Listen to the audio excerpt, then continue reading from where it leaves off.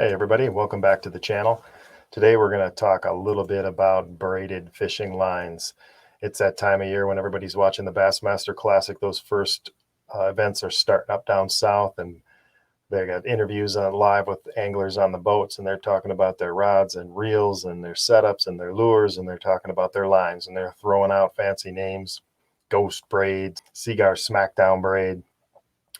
A lot of different braids being used out there. We're going to talk a little bit about what's the secret to choosing a braided fishing line, what go into your criteria. I'm an engineer and I'm a mechanics and materials guy, so I'm looking at what these things are made of and what makes them special from each other. And then ultimately, the bottom line is cost and what am I getting for my money spent. So we'll talk a little bit about that today.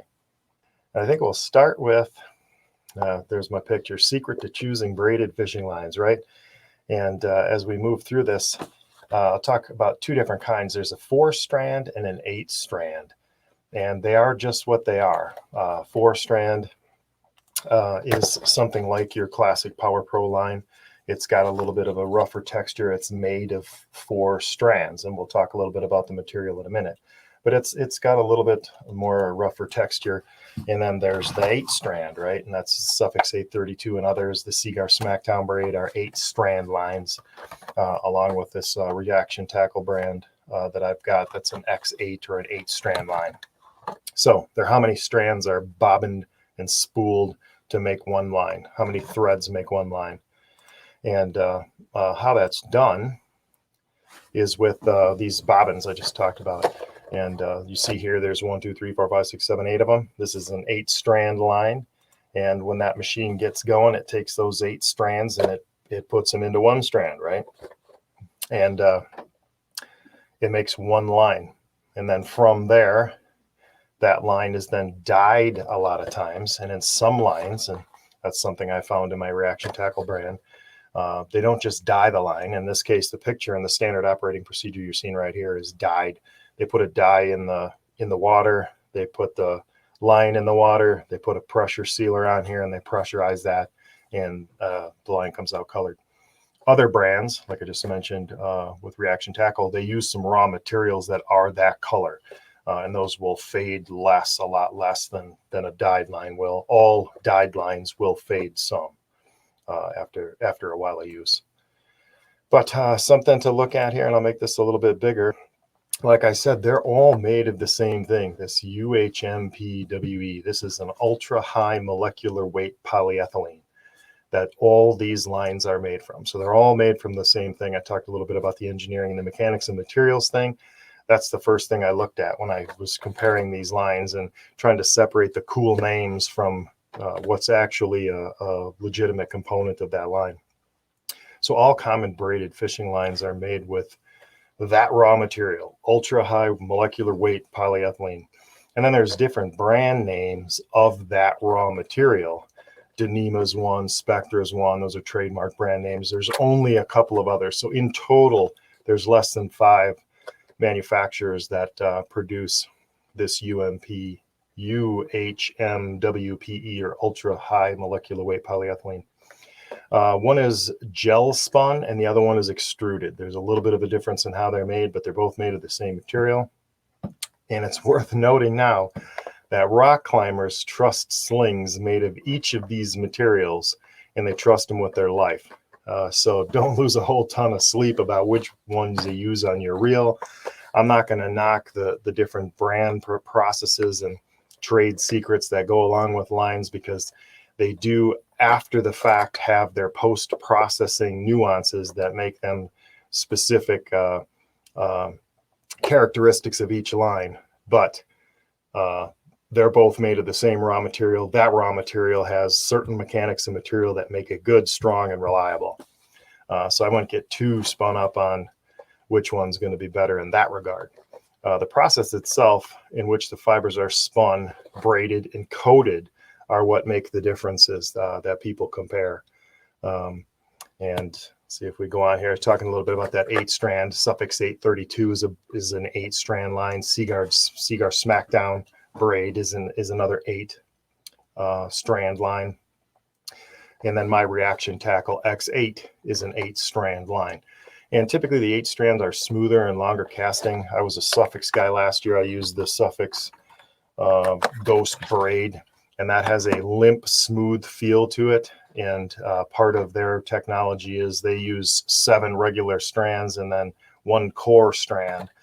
And then of course their coating technology makes that kind of a limp line. I liked it. It was strong. It casted well. But in certain circumstances, it would cause me some problems. It's a little too limp, and I got a lot of wind knots in it, and I noticed that towards the end of the season. So I was got a little bit frustrated with its limpness in certain applications. So again, specific situations, it's good for. I mean, others it's not so good for. You're just paying for the name in some cases. But then there's the 4 strand. It's a little bit less expensive line. That's your original Power Pros, a 4 strand line. Other companies make a 4 strand line. Reaction Tackle makes a 4 strand line. And it's 4 wraps on that bobbin. It's a little rougher. It'll cut weeds a little better. Whereas the 8 strands a little smoother, a little longer casting. The 4 strands are a little more, I would say, a little rougher, sawn through weeds. They come through maybe a little bit better. Comparing 8 strand lines. So I like the 8 strand lines. They're smoother casting. It's the kind I'll put on my spinning reels that I'll match up with, leaders of different weights, fluorocarbon leaders, mono leaders, depending on the applications. But I always have braid on my spinning reels. And for that matter, my bait casting reels as well, just because of the superiority in line management. So I'll go with an 8 strand. And the differences in the 8 strands across the brands that you look at, you look for line diameter, right? And that's going to correlate to castability. You're going to look for the coating technologies. And, if you want that smoothness and limpness, there's certain brands that have that.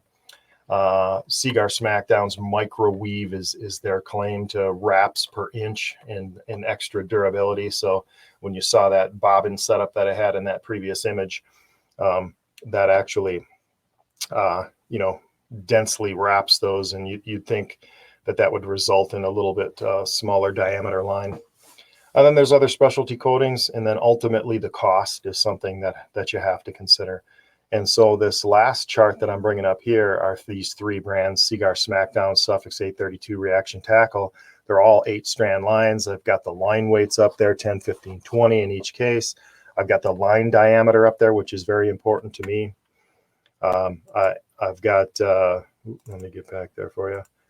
I've got the line diameter on there. I've got the any add-ons. I mentioned the 1 gore strand in the Suffix 832. I mentioned the wraps per inch of the Seaguar Smackdown. And then I've got the cost for a 150-yard spool.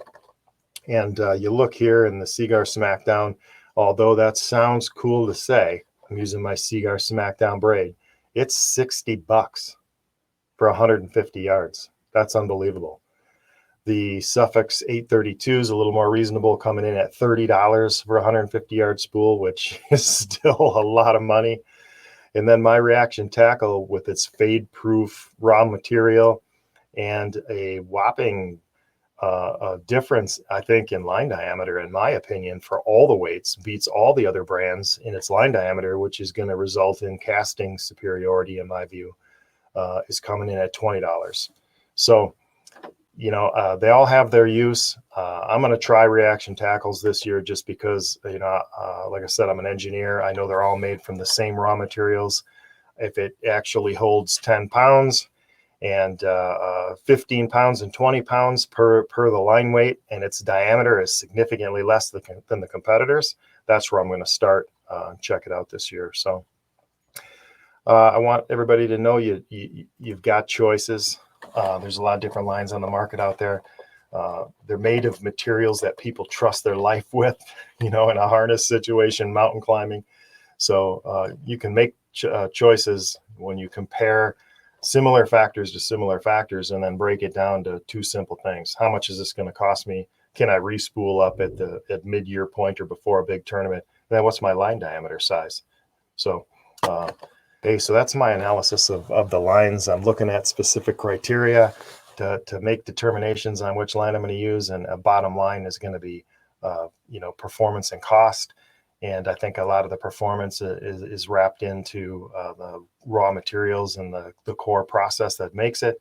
And then ultimately the line size, I think, is going to give me some castability. So if you found this information useful, hey, please subscribe. If you're not, I appreciate all my subscribers. And then like the video and leave a comment below. Are you a brand loyal guy, or are you out there investigating what these lines are made of, and does cost matter to you? I know that if a tournament's on the line, cost matters a little less, but with inflation like it is right now, and the cost of my fuel going up, and the cost of just about everything going up, if I can get a high performing braided line that I can even change out and have ready to go for a big tournament and not break the bank doing it, that's definitely something I'm going to do. Thanks for checking us out, and we'll talk to you guys next time.